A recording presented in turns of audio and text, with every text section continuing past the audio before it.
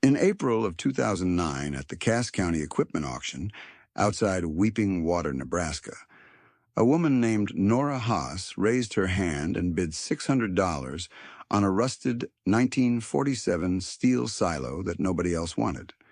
The auctioneer called the lot 3 times with the sound of a man not expecting anyone to answer. Dale Voss, the extension agronomist from the Platte County office, was standing near the folding tables with a cup of bad coffee. And when Nora's hand went up, he said it loud enough for the men around him to hear, "That's not an asset. That's a liability and a tetanus shot." A few of them laughed. Nora paid her $600, signed the bill of sale, and asked her neighbor's boy to help her haul it home on a flatbed. She did not answer Dale Voss. She rarely answered anyone. 14 years later, in October of 2023, a woman named Renata Blum drove a silver sedan up Nora's gravel drive, stepped out in clean city shoes, walked into the base of that same silo, stood inside it for 4 minutes without saying anything, and then offered Nora $47.50 a bushel for every pound of floor-malted barley Nora could deliver before December. The county elevator was paying $4.10 that week. Nora's yield that season was close to 8,000 bushels. You can do that arithmetic yourself, and when you do, you will understand why Renata Blum did not attempt to negotiate. This is the story of the years between those two moments, and of what Nora Haas knew that Dale Voss's model did not have a column for. Nora was 58 years old when Renata Blum came to the farm, and she had been working that ground in Cass County since she was old enough to pull a hose. Her father was Otto Haas, a tight-mouthed German-Czech farmer who had built the silo himself in the late summer of 1947 using corrugated, galvanized steel panels he ordered from a manufacturer in Omaha and a concrete base he poured with his brother over 2 weekends. The silo was 22 feet in diameter and stood 40 feet high, and Otto had sited it on the north side of the barn lot precisely because that face got no direct afternoon sun, which mattered to him for reasons he wrote down in a cloth-covered notebook he kept in the house. People knew Otto Haas for 2 things.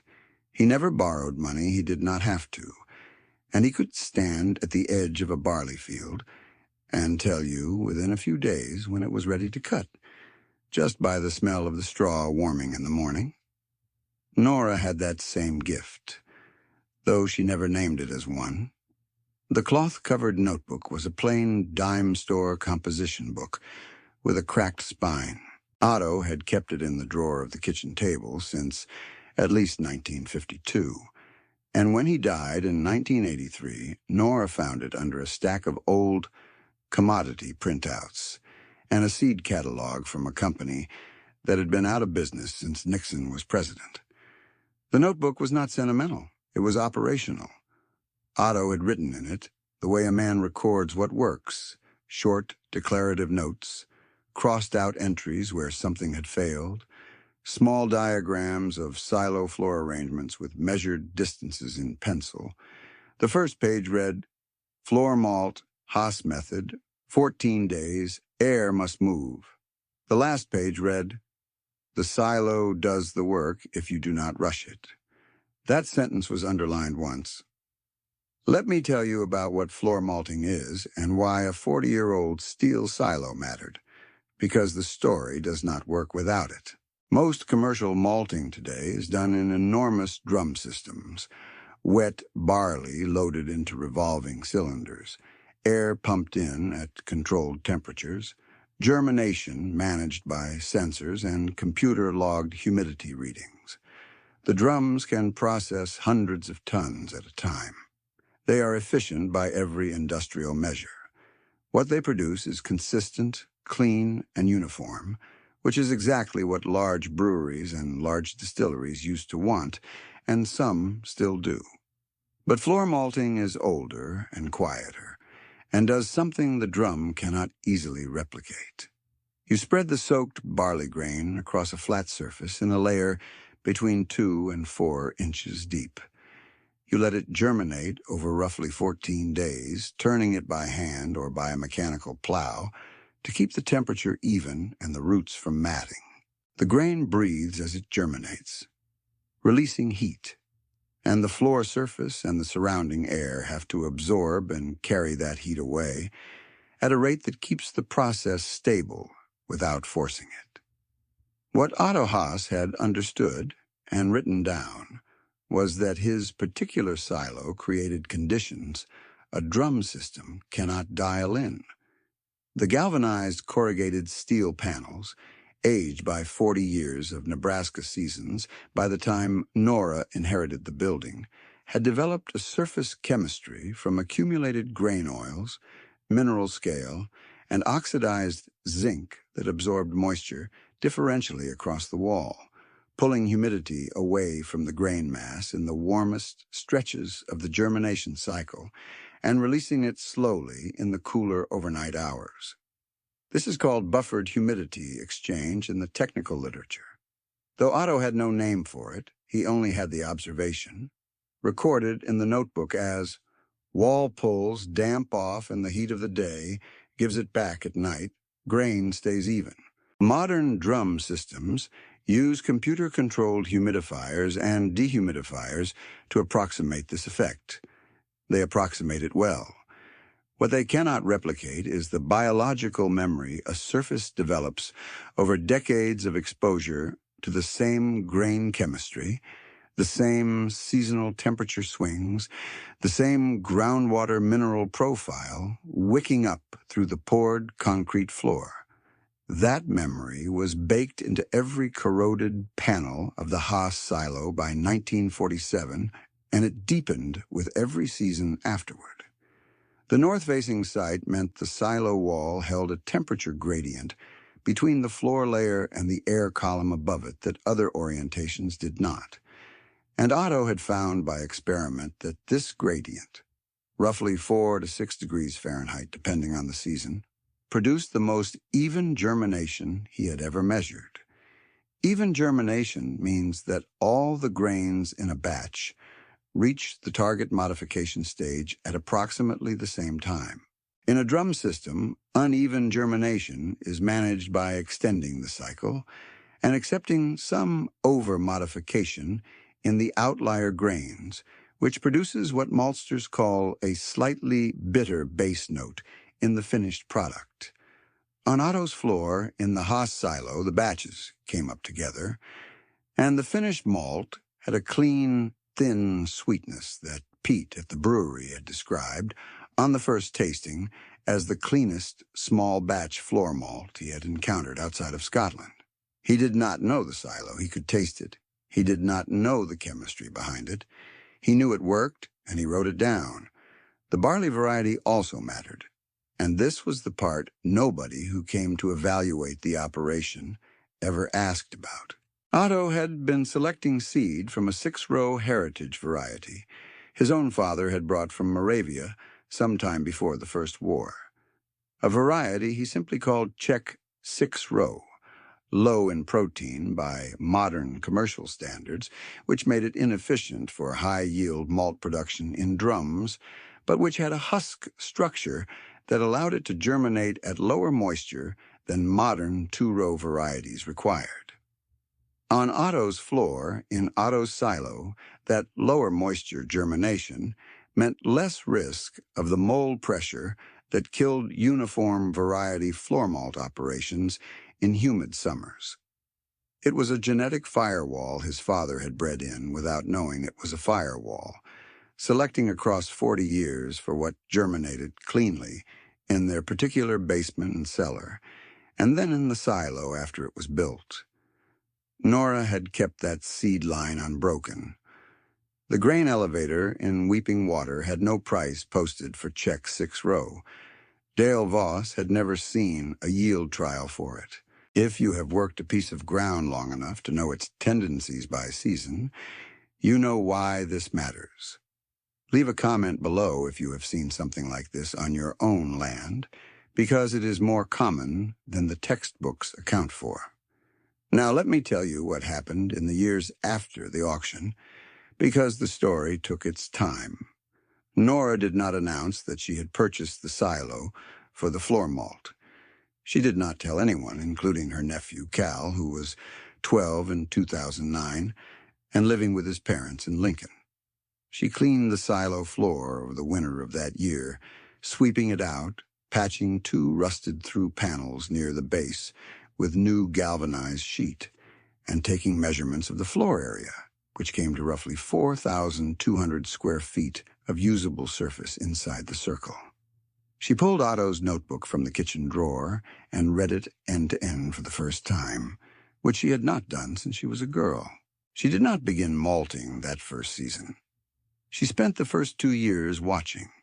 She took temperature readings inside the silo at 6 in the morning and 6 in the evening throughout both growing seasons, and wrote the numbers in a new composition book she bought at the hardware store in Weeping Water. Dale Voss, meanwhile, had moved on from the auction comment. He was not the kind of man who tracked the small errors of his confident moments, and this was not a fault of character, but a feature of his position. His job was to advise the county's growers on yield optimization and input management, and his model was built on current commercial varieties, current contract structures, and current input costs. The model was correct for what it measured. It did not measure what Nora was measuring. He had 237 active grower clients in the county, and he visited each of them at least once a year. He drove a white University Extension pickup. He kept his records in a software platform that integrated commodity pricing, weather overlays, and yield projections across the county's soil types. The platform was excellent. It had no field for heritage variety identification. It had no field for microclimate observation log. It had no field for notebook. That same spring, Nora's neighbor, Merv Scholl, sat down with Dale Voss at the co-op's annual production meeting in Plattsmouth and came away with a plan. Merv was a practical, good-natured man with a 300-acre operation and a tendency to believe that the right equipment solved most problems. He had been watching the malting barley contract market expand through the mid-2000s and had missed the first wave.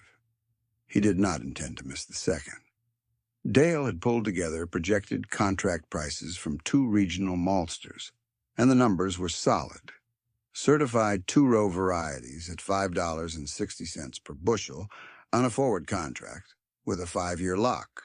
Merv signed up for 200 acres of certified 2-row in 2010. He financed a new grain bin complex to handle the quality requirements, $280,000 over 15 years at a rate that made sense with 560 barley but required all 200 acres to perform at or above the county yield average every year. The bins were handsome. The first season, the barley came in at 43 bushels per acre, and Merv felt like he had solved the problem. Nora watched Merv's new bins go up from her kitchen window and did not say anything to him about it. He had made a reasonable decision with the information he had, and she was not in the business of second-guessing a neighbor's arithmetic before the arithmetic was finished. Let me tell you what happened in the silo in the fall of 2011, because that was the first year Nora ran the malt. She had sourced seed from her own Czech 6-row stock, saved in cloth bags in the root cellar, the way Otto had always kept it. 80 pounds of reserve going back to the planting she had done the year her father died. She planted 4 acres of it that spring in the east field, which got good drainage and morning light and had been in corn for 3 years running, which meant the soil biology was active and the moisture holding was good without being excessive. The barley came in at 31 bushels per acre, which was low by 2-row standards and would have been unacceptable to any commercial maltster. Nora harvested it at 17% moisture and dried it down to 12.5% in the bin before she moved it into the silo. The floor malt process, as Otto described it, began with steeping. The grain soaked in water for roughly 48 hours, raised to 16% moisture, then spread onto the silo floor at a depth of 3 inches. Nora turned it every 8 hours for the first 4 days with a wide wooden plow she built from a handle and a plank, the same tool Otto had described in the notebook with a small sketch. By day 5, the rootlets were visible, white threads half an inch long reaching downward into the floor.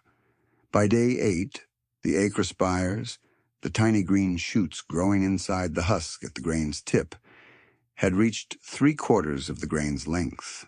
That was the target. Otto had written, acrospire at 3/4, no more. Kiln it. She fired the small forced air propane kiln she had rigged at the silo's base and held the grain at a drying temperature of 140 degrees Fahrenheit for 24 hours, then brought it slowly down. What came out of the process was modified malt, the starchy center of each grain converted by its own enzymes into a form that a brewer or distiller could use to extract fermentable sugars. The chemistry was old. It worked. The first yield of finished malt from that 4-acre planting was just over 5,000 pounds. Nora drove to an Omaha craft brewery with 20 pounds of it in a cloth bag in the back of her truck and asked to speak to the head brewer. The brewer, a young man named Pete, who had a degree from the Siebel Institute in Chicago, smelled the sample, chewed a handful of grains, and said it was the cleanest small batch floor malt he had tasted outside of Scotland. He offered $3.75 a pound. Nora said she would think about it. She drove home and wrote the number in the new composition book. $3.75 a pound was $7.50 a bushel at the weight she was running. It was $1.90 over the elevator's 2-row price that week. She sold Pete 2,000 pounds and kept the rest for the seed and evaluation. She did not tell anyone what she had received for it. She planted 6 acres the following spring. The years from 2012 through 2019 moved the way years do on a working farm, by season and commodity price, and the slow accumulation of small margins that look like nothing from outside and feel like everything from inside. Nora expanded to 12 acres of Czech 6-row by 2015. She had 2 reliable buyers by 2016, Pete's Brewery in Omaha and a second craft operation out of Kansas City that had found her through a malting supply newsletter. She was selling at prices between $8 and $12 a bushel, depending on the year and the buyer's needs, while the county elevator posted 2-row malt barley at prices that ranged from $4 to $5.20 over that same stretch. She did not advertise. She did not speak at meetings. She turned the grain on schedule, kept the silo at the temperatures Otto had described, and saved seed every year from the best-performing plants in the East Field. Merv Scholl, 3 farms north, was doing well enough through those same years, though the math had gotten tighter after the 2 maltsters renegotiated their contract structures in 2016, and the locked price came down to $4.80. The grain bin payment was the fixed line in Merv's ledger, and when input costs rose in 2018 and again in 2019, the margin on certified 2-rows dropped to the point where Merv had started farming corn on 50 of his contracted acres and hoping the maltsters did not check the blend ratio too closely. They did not. He managed. Dale Voss had moved from the county extension office to a position with a regional agronomy consulting firm in 2017. He still came to the Cass County production meetings once a year as a guest presenter. In the spring of 2019, he gave a presentation on barley market consolidation that accurately predicted the direction the industry was moving and correctly identified standardized two-row varieties with uniform protein content as the grower's best path forward in a consolidated buying environment. His slide deck was thorough. The projections were internally consistent. He had sourced pricing data from 3 maltsters and 2 commodity research services, and the graphs went where he said they would go. On the timeline, he said they would go there. He was right about everything his data covered, which was everything the data had ever been asked to cover. He did not mention Nora Haas. She was in the back row of the meeting hall with her good winter coat and a cup of the same bad coffee Dale had been drinking 10 years earlier at the auction. Flint was waiting in the truck. Merv Scholl was in the 3rd row, taking notes in the margin of the printed handout Dale had distributed at the door. After the presentation, there was a period of questions, and Merv asked about certified 2-row pricing projections for the next 3 years, and Dale gave him a number that sounded solid from where Merv was sitting. Nora listened. She did not raise her hand. She drove home and turned the last of the autumn batch that evening by lantern light, working the wooden plow across the grain, spread in smooth, deliberate passes, the way her father had described. Start at the wall, finish at the center, work the heat out evenly. Cal arrived in the spring of 2021. He was 27 years old, had finished his agronomy degree at Lincoln 2 years before, and had spent the intervening time working for a precision agriculture startup in Columbus that had recently gone quiet on its investors. He came to Nora's farm because he needed a place to land and because she was his only family left in the county, not because he had any interest in what she was doing. He walked through the silo on his 2nd day and came back to the kitchen with the look of a young man trying to be polite about something he had already decided was impractical.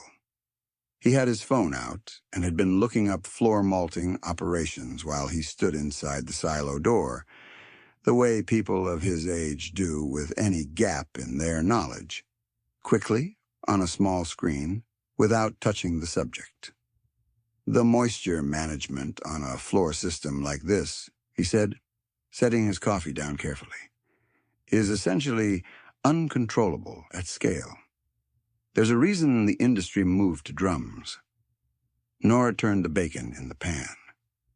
The starch conversion efficiency on Heritage 6-row is also significantly lower than modern 2-row, he said. You're leaving pounds of fermentable material in the floor, and the input cost on manual turning versus a mechanized drum system, over a full season, the labor math doesn't close. She set a plate in front of him and sat down across from him. Flint settled under the table near her foot. I know, she said. He waited for more. She gave him more bacon instead. He spent the next 3 weeks doing what young agronomists do when they are certain they are right. He researched.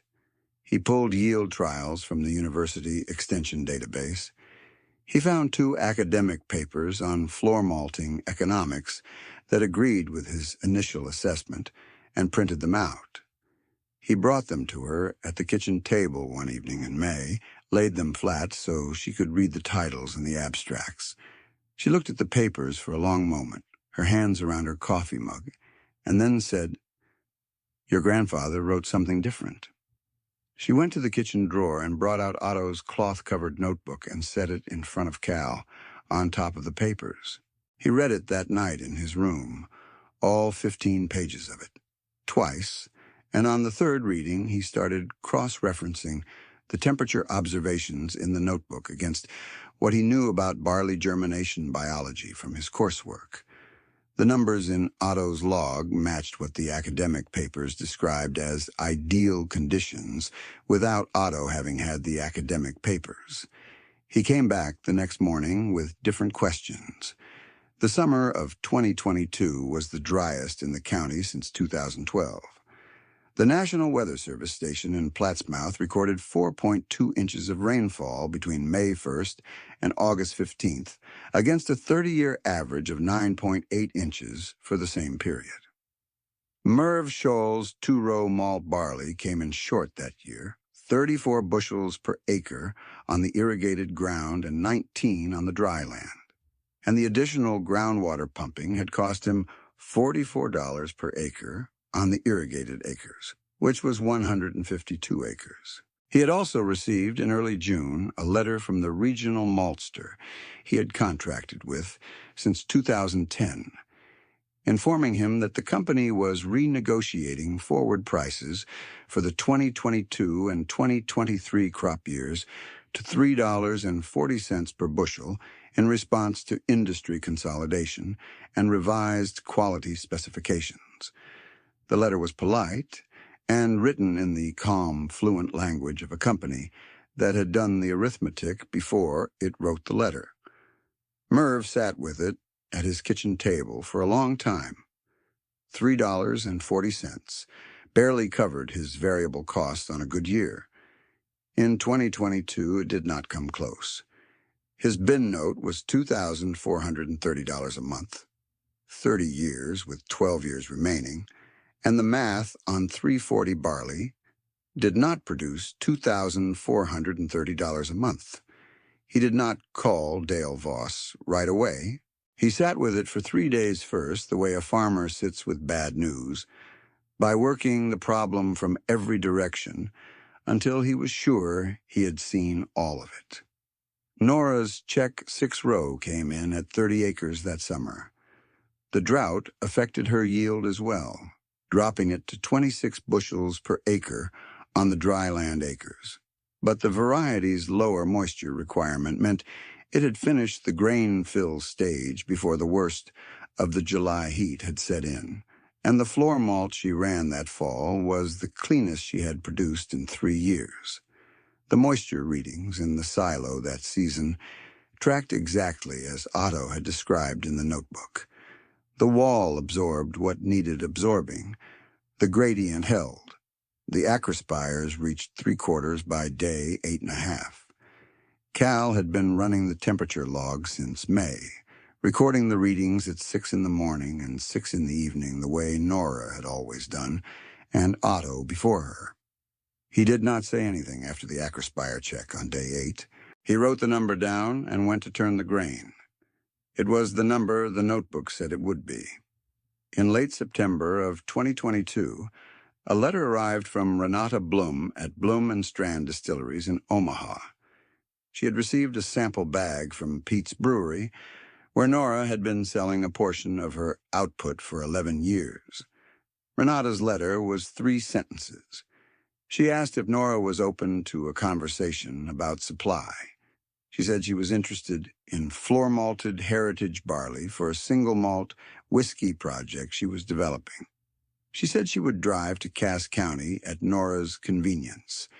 Dale Voss was also in Cass County that fall, by coincidence, or at least by the accident of a consulting contract he had picked up with a grain cooperative that operated 2 elevators in the southern part of the county. He stopped by Merv Scholl's farm in early October to talk through the contract situation and the options available for the 2023 growing season. The conversation was uncomfortable in the way that conversations are when a model runs correctly and the world goes a different direction. Dale had not been wrong about consolidation. He had been right about it, in the way that being right about the tide direction does not help you if you are already wading in. He drove past Nora's lane on his way out and did not stop. Renata Blum came to the farm on the 14th of October, 2023. She arrived at 9 in the morning in the silver sedan, and Flint met her at the car door. Nora walked her from the house to the silo without much preamble. The silo was running a late batch. The grain spread to its 3-inch depth on the floor, white rootlets just beginning to show at day 4.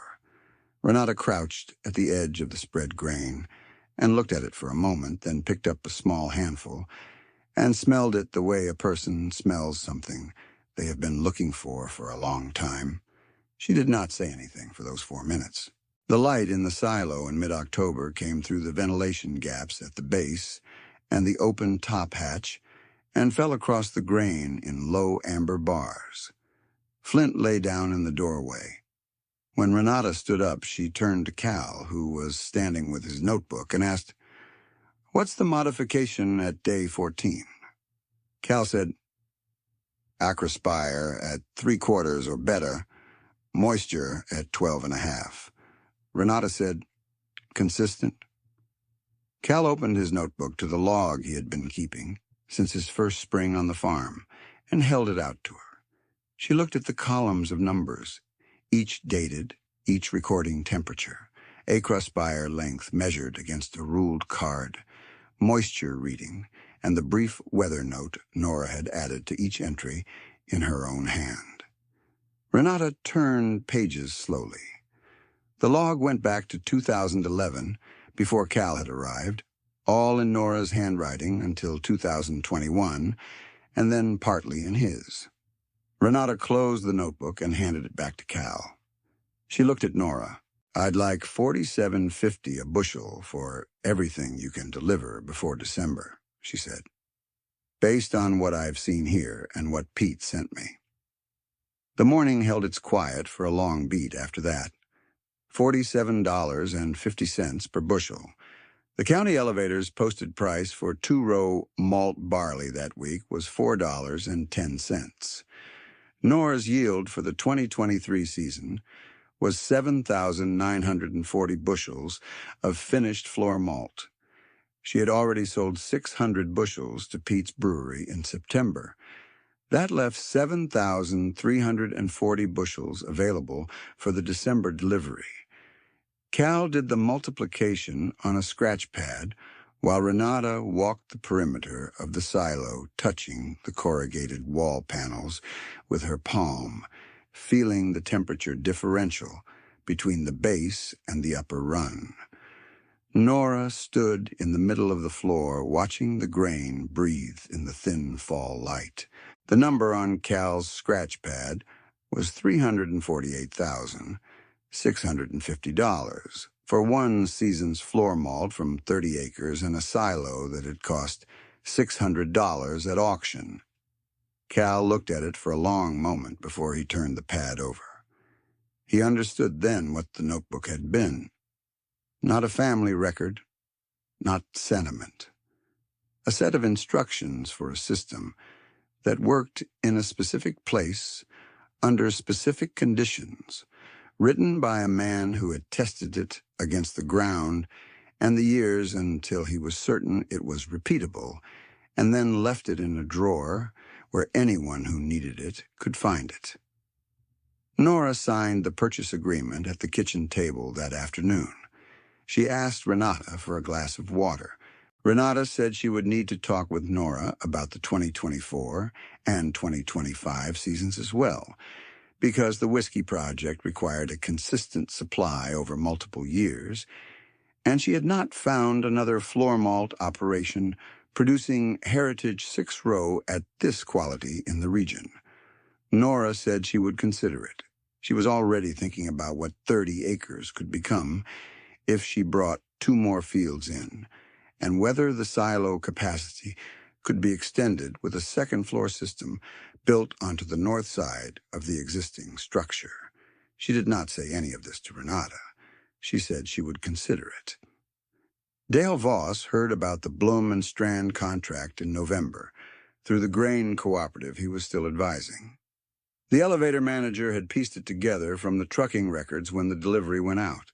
Dale called a contact at the extension service in Lincoln who had some familiarity with craft malt markets and was told that Heritage floor malt of this specification routinely brought $40 to $60 a bushel from premium distillers, and that it was a market essentially invisible in the county-level yield and price models his office used, because the volumes were too small and the buyers too specialized to register in the commodity data. Dale sat with that for a long time. He was not a bad man. He was a man who had spent 25 years advising growers from inside a model that measured what the commodity market measured, and what the commodity market measured was not what Nora Haas was producing. He drove to her farm in late November. Nora saw his truck in the lane from the kitchen window and went to the door. They stood on the porch for a few minutes while Flint investigated Dale's boots. "I want to understand what's happening in that silo," Dale said. It was not an apology, and it was not a speech. It was a question from a man who had decided he needed a different column in his model. "I'll show you," Nora said. She walked him through it the same way she had walked Renata through it.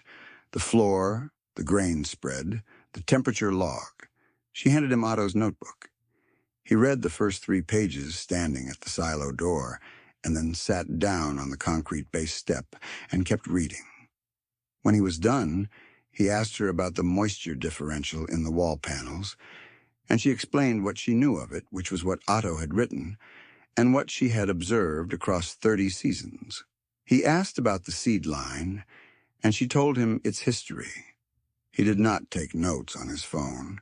He had brought a yellow legal pad, and he wrote things on it with a ballpoint pen.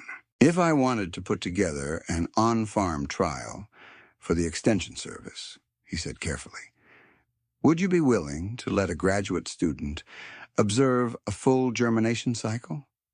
Nora thought about it. "Yes," she said, "as long as they don't touch the grain." He allowed himself a small sound that was not quite a laugh. He wrote something else on the legal pad. Merv Scholl sold his bin complex in early 2024 to satisfy the remaining balance on the grain bin note. He had farmed corn on the full 200 acres in 2023 and come out all right. Not well, but all right. He came to Nora's farm in the spring of 2024 with 2 of his neighbors from the North Quarter, men who had also been in certified 2-row contracts and were looking at what happened next. Nora walked all 3 of them through the silo and through Otto's notebook and through the temperature logs she and Cal had kept. She told them about the seed line and sold them 2 pounds each of Czech 6-row at cost, enough to put in a half-acre test plot on well-drained ground in their east fields. She told them what to watch for at day 8. She gave Merv a photocopied page from the notebook, with the key measurements circled in pencil. She charged $12 for the seed and nothing for the afternoon. By 2025, Cal had taken over the floor management of the main silo and was running a second germination bay. Nora had built onto the north wall in the summer of 2024, doubling the total floor area to 8,400 square feet. The expanded operation handled 48 acres of Czech 6-row that year and delivered 2 full lots to Bloom and Strand, with a 3rd partial lot going to a new buyer in Kansas City who had found Nora through Renata. Cal had also submitted the temperature logs to the agronomy department at Lincoln, where a graduate student named Hannah was writing a master's thesis on microclimate effects in heritage grain malting. Dale Voss was on her advisory committee. He had cited Otto Haas by name in the abstract, with Nora's permission. Nora did not read the thesis. She read Otto's notebook again that winter, the way you read something you already know in order to stay acquainted with it. Flint lay at her feet under the kitchen table. The notebook had seen 38 harvests since her father died, and it would see more. She set it back in the kitchen drawer the way she always had, under the seed catalog and the commodity printouts, where anyone who needed it could find it. There is a thing that institutions do with knowledge that they cannot help doing. They average it. They aggregate it. They run it through a model that is built for the median acre and the median year and the median buyer, and they issue advice that is correct for that median and systematically wrong for the specific. The specific is what Nora Haas had. The specific was 1 silo, 1 variety, 1 microclimate that Otto had spent a working life learning to read, recorded in 15 pages of pencil notes that cost $600 to preserve and paid for itself 11,000 times over in a single season. The institutional model called it a liability. The silo called it otherwise. What a system measures and what is truly valuable are not always the same thing, and they are not always close. The commodity price is the price the average buyer will pay for the average product. It is not the price the right buyer will pay for the right product, delivered from the particular ground that produces it. That gap is invisible in the model and obvious in the market, and the only way to find it is to know your ground the way Otto Haas knew his, not from a yield trial in a different county, but from a morning reading you do yourself every season until you understand what the place does when no one is rushing it. What is rigid breaks, what belongs endures. Flint put his head down on Nora's boot, and the notebook sat in the drawer, and the grain breathed in the silo the way it always had, at its own pace, in its own good time.